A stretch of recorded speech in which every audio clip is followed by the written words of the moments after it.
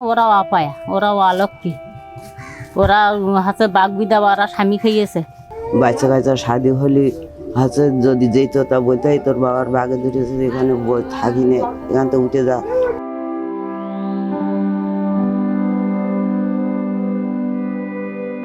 ভালো নেই সুন্দরবনের সাতক্ষীরা অংশের বাঘ বিধবারা। জীবিকার তাগিদে সুন্দরবনে গিয়ে যেসব বনজীবী রয়্যাল বেঙ্গল টাইগারের শিকার হয়ে মারা যান, তাদের স্ত্রীদেরকেই সমাজ নাম দিয়েছে বাঘ বিধবা। আমার স্বামী জঙ্গলে যেত মাছ মারতে, জঙ্গলে যেয়ে আমার স্বামী বাঘের হাতে মৃত্যু হয়ে, সেখান তো আমার শ্বশুর শাশুড়ি আমার বাড়িতে বের করে দিল। কোনোদিন আমাকে সংসার চলে, কোনোদিন চলে না। আর আমাকে যে গ্রামে আমাকে কোনো দিনই যায় না, চেয়ারম্যানের কাজ গিলি বালিকে হবে না, মেম্বারের কাজ গিলি বলে হবে না, আর নাই টাকা চাই, যে টাকা দাও দিলে এই কাঠটা দাও, তা আমরা সেই টাকাটা কানে পাবো।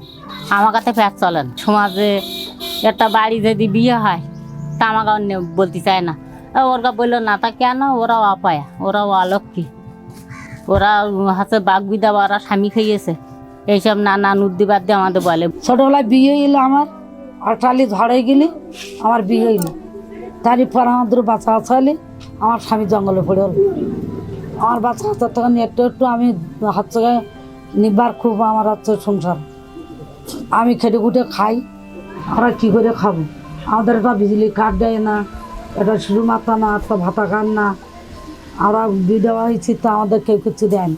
সাতক্ষীরার শ্যামনগর উপজেলার মানুষ জীবিকার তাগিদে সুন্দরবনে কেউ যান মাছ ধরতে, কেউ যান বনের কাঠ এবং মধু সংগ্রহ করতে। আর এরই মাঝে কখনো কখনো এসব জেলে, বাওয়াল ও মোয়ালদের উপরে হামলা করে রয়্যাল বেঙ্গল টাইগার। হামলার শিকার খুব কম মানুষই রয়্যাল বেঙ্গল টাইগারের হাত থেকে বেঁচে ফিরতে পারেন। ওরা তো খালে জাল দেয়, জাল দেওয়ার পরে তো খালের ওপর যায় মাছ ধরতে, শুকনো খালের ওপর মাছ ধরতে যায়। যাওয়ার পরে মানে খালের ওপর তো যখন মাছ ধরে জালের গায়ে আসে, তখন ওই বাঘ কিন্তু চলন্ত মাছ তো, ও মানে কথার আওয়াজ পেয়ে দৌড়ে এসে গার ও থাবা তুলে দিল, থাবা তুলে দিয়ে মানে ধাক্কা মেরে ফেলি দাও, ফেলি দেওয়ার পরে ও তো আর মুখ ডাওয়াতে পারেনি। আমি ওই ফিট মানে উঠে দাঁড়িলাম, হাতে তো কিচ্ছু না, খালি হাত উতো করে মানে হেঁকে যায় শালা আটক করে। আর আমার সাইডে যারা ছিল তারা বেড়ি বেড়ি করে, কাদায় বেড়ি বেড়ি করে আমার মানে বাঘের মুখে তো ছাড়িয়ে নিল। আমার ভাইয়েরা মারা গেছে 2002 সালে। আমার ভাইয়ের সাথে জঙ্গলে গেল মাছ ধরতে, ওই মাছ ধরাকালীন সে সময় ওই বাঘ পাহাড়ের উপর লাফ দিয়ে পড়ে ওনার ওই গালে করে তুলে নিয়ে চলে যায়। পুজো আছাড়ায় কোনো মন্দিরেতে উঠতে দেয় না, কোনো বিয়ে বাড়িতে গেলে দেওয়া আছে কোনো ওই বরণের খুলো ওই হাত দিতে দেয় না, তারপরে কোনো কাজে কামে আমার গা হাত দিতে দেয় না। আমার গা সমাজের থেকে মানে বিচ্ছিন্ন করে রেখেছে যে আমরা বাঘ বিধবা, আমার কারণে আমার স্বামী মারা গেছে, মানে অনেক কিছু গালগালাজ দেয়। আমার বিয়ে হওয়ার পর আমার একটা বাচ্চা হইলো, ছেলে হইলো, হলে ছেলেটা তখন বসতে শিখলে ওর বাবা জঙ্গলে গিয়েছিল মাছ ধরতে গিয়ে বাঘে ধরিল, ফিরিয়ে আনতে পারিনি। শাশুড়িরা খুব গালগালা দিত, বিয়ে শাদি হলে কোনো অনুষ্ঠানে আমার কাছে যাই দিত না। বাচ্চা কাচ্চা শাদি হলে হচ্ছে যদি যেত তা বলতে তোর বাবার বাঘে ধরেছে, এখানে থাকি নে, এখান থেকে উঠে যা। বাচ্চা কাচ্চাগুলো কান্তি কান্তি বাড়ি আসতে এসে বলতো মা ওরা শাদি খাচ্ছে, তা আমার কাছে দেবে না। তা আমরা বলতাম ওর গা পাত্তর নেই, ওর গা খাওয়াই গেলি তাই আমার গা দেবেন বলে ওরা খেয়েটেই উঠে গেলি। ওই এইটুকাটা গোটো করে এনে বাচ্চাগুলোর আমি খাবিয়ে খুব কষ্টে মানুষ করেছি। বাবাগুলো মাছ ধরে খেলা জাল মারতে, মাছ মারতে খাল ভিতরে আসতে যে মাছ মানে ছটফট করতে হলো, কত ওই খাওয়া মারতে গিয়ে বাঘ বসিয়েছিল, আমার খেয়াল করিনি। এসে এবার ওই বাঘ এসে থামামে ফেল দিল, আবার জলে তো ছবি নিয়ে ধরে নিয়ে চলে গেল জঙ্গলে। নিয়ে আমরা ঘন্টা 2 পরে গেলাম, ও জায়গায় সব খেয়ে ফেলাইলো, মানে খালি বডিটা ছিল। সাতক্ষীরা রেঞ্জের শ্যামনগরের মুন্সীগঞ্জ বাজারের জেলেপাড়ায় থাকেন প্রায় 30 জন বাঘ বিধবা।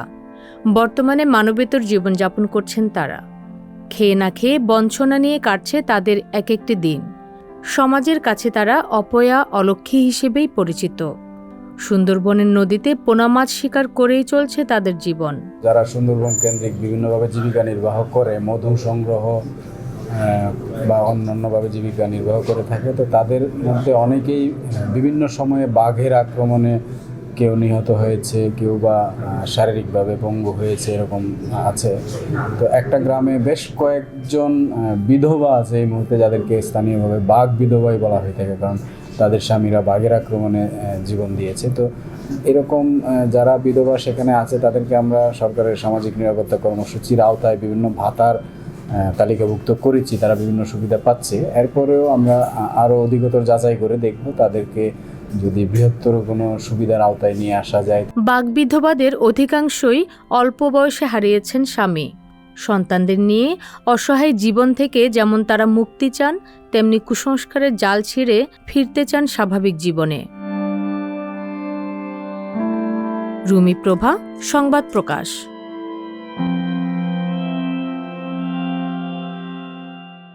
সংবাদ, ফিচার ও অনুষ্ঠানের জন্য ভিজিট করুন সংবাদ প্রকাশের ওয়েবসাইট এবং যুক্ত থাকুন ফেসবুক পেজ ও ইউটিউব চ্যানেলের সঙ্গে।